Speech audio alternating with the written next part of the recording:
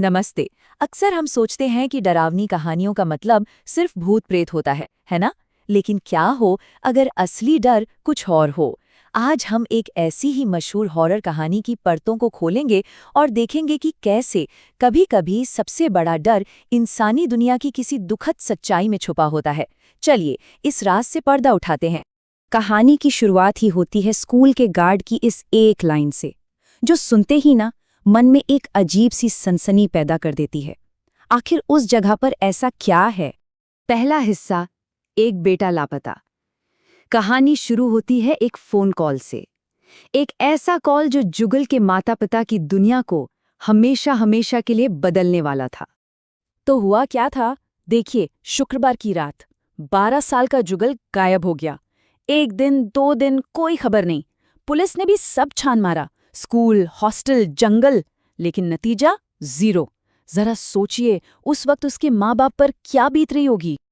अब स्कूल वालों का क्या कहना था? उनका जवाब तो बिल्कुल सीधा सा था। कहते हैं जुगल अपनी मर्जी से भाग गया। पर क्या मामला वाकई इतना सिंपल था? और ठीक यहीं पर कहानी में आता है एक डरावना ट्विस्ट। स्कूल का गार्ड कुछ और ही कह रहा था। उसका मानना था कि जुगल को कोई आत्मा ले गई। अब सोचिए, एक भागा हुआ लड़का या फिर एक हॉन्टेड स्कूल। सच क्या था?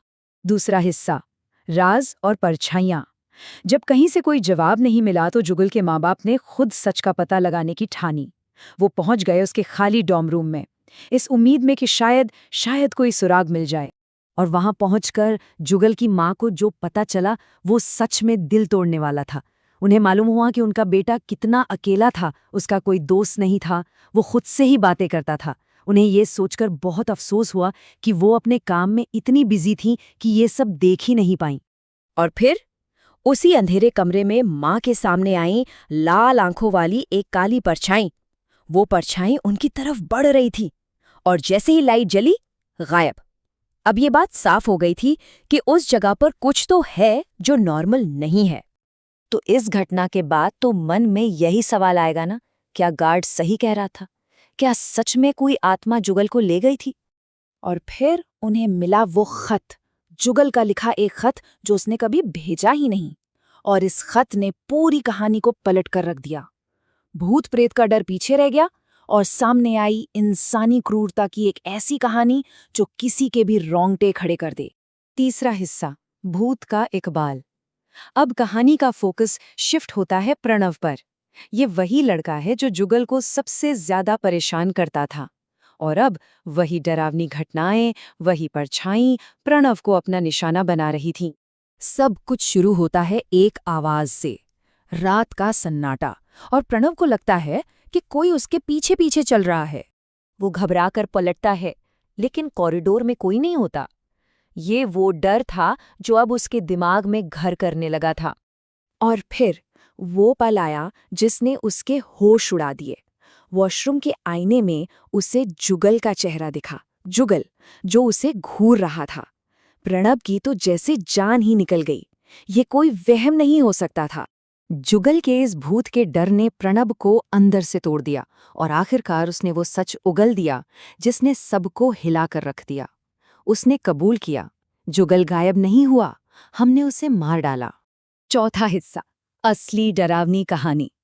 प्रणव के इस कबूलनामे के साथ ही भूत प्रेत का सारा नाटक खत्म हो गया और सामने आया असली घिनौना सच। तो असली डरावनी कहानी क्या थी?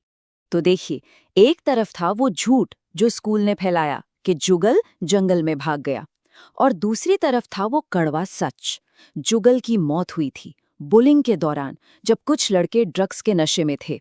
और इस पूरे सच पर पर्दा किसने डाला? सिर्फ एक इंसान ने, स्कूल के प्रिंसिपल ने। क्यों?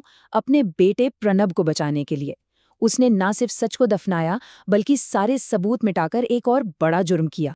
पांचवा हिस्सा, खामोशी तोड़ो। तो आप समझे, जुगल की कहानी सिर्फ एक हॉरर स्टोरी नहीं है।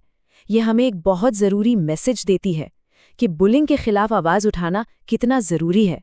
जुगल की कहानी हमें यही सिखाती है कि चुप रहना खतरनाक हो सकता है। अगर किसी के साथ भी ऐसा कुछ हो रहा है तो प्लीज आवाज उठाएं। मदद मांगना कमजोरी नहीं बल्कि हिम्मत की निशानी है। अपने टीचर से, अपने पेरेंट्स से, किसी ऐसे इंसान से बात करें जिस पर भरोसा हो। तो आखिर में बस एक सवाल, इस पूरी कहानी का असली भूत कौन था? वो लाल आंखों वाली परछाई, या फिर वो इंसानी क्रूरता, वो डर और वो खामोशी जिसने एक मासूम की जान ले ली? इस पर सोचिएगा ज़रूर।